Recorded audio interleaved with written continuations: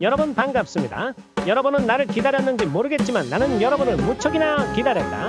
응, 구라야. 이 짧은 영상을 한 개 만드는데 하루가 꼬박 걸리는 것이다.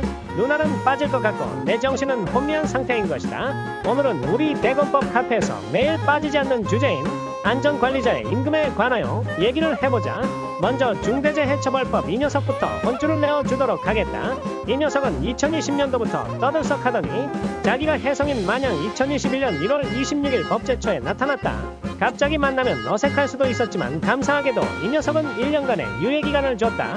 이 법은 사업장에서 발생하는 중대한 재해를 예방하고 이로 인한 인명피해를 줄이기 위해 만들어진 것이다.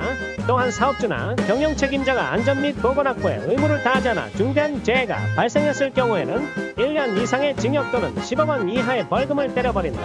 최대 7년의 콩밥까지도 먹여버리는 핵펀치를 소유하고 있다. 이 핵펀치를 소유한 녀석이 대한민국을 떠들썩하게 만들 때부터 기업들은 너도나도 앞다투어 안전관리자 모시기에 나선 것이었다. 핵펀치가 무섭긴 한가보다.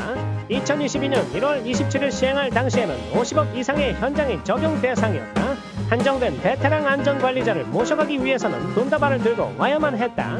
자금력이 풍부한 대기업들은 문제가 되지 않았지만 중소기업들한테는 갑자기 금값이 된 안전관리자의 몸값에 몸살을 앓은 것이다. 이때만 해도 안전관리자들은 귀한 대우를 받았다. 하지만 각종 뉴스와 언론에서 안전관리자의 품귀 현상을 떠들어대니 2020년도부터 너도나도 건설안전기사와 산업안전기사를 따기 시작하였던 것이다. 산업안전기사가 2020년도부터 먼저 발동을 걸었고 건설안전기사는 2022년도부터 발동이 걸린 것이다.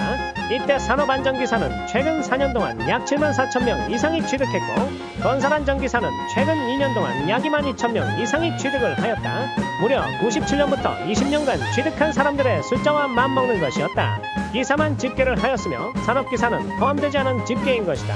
하지만 세계 시장 경제는 급속하게 무너지기 시작하였다. 코로나를 극복하기 위하여 돈을 미친듯이 풀어버린 결과인 것이다.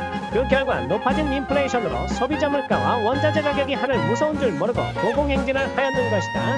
2022년 3월 미국발 금리 인상이 시작되면서 분양시장은 냉각되었고 부실 채권의 심각한 우려와 함께 부동산 피해 부규제마저도 강화를 하였던 것이다.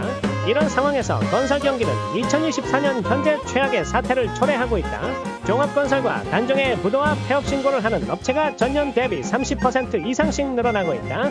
최소 5년 이상의 제대로 된 짬밥을 먹은 안전관리자들은 아직도 경쟁력이 있지만 중대재해 이슈로 안전관리자 전선에 뛰어든 사람들의 경우에는 건설 현장의 특성상 잦은 이직을 하는 것에 상당한 어려움을 호소하고 있는 실정인 것이다. 올해 1월 27일부터 50억 이하의 현장도 중대재해처벌법 대상이 되었다고는 하지만 경기가 박살이 나 있다 보니 일자리를 찾는 게 쉬운 일이 아닌 것이다. 더욱이 안전공단에 교육이수만 하면 안전관리자 겸직도 가능하게 만들어 놓았다. 이런 종합적인 결과로 10만의 안전관리자가 상당히 예민한 상태에 이르게 되었는 것이다. 나의 방법은 이러하다.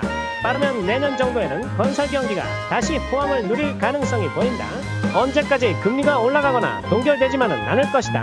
다만 내릴 때에도 상당한 시간을 두고 내려야 하는 점을 감안했을 때 적어도 내년쯤에는 건설 경기가 발동이 걸리지 않을까라는 생각을 가지고 있는 것이다. 그때까지는 임금이 다소 낮을 수 있더라도 견디면서 경력과 실력을 쌓아야 한다. 2025년에는 우리가 다시 한번 날개를 달기를 바라며 우리 모두를 응원한다.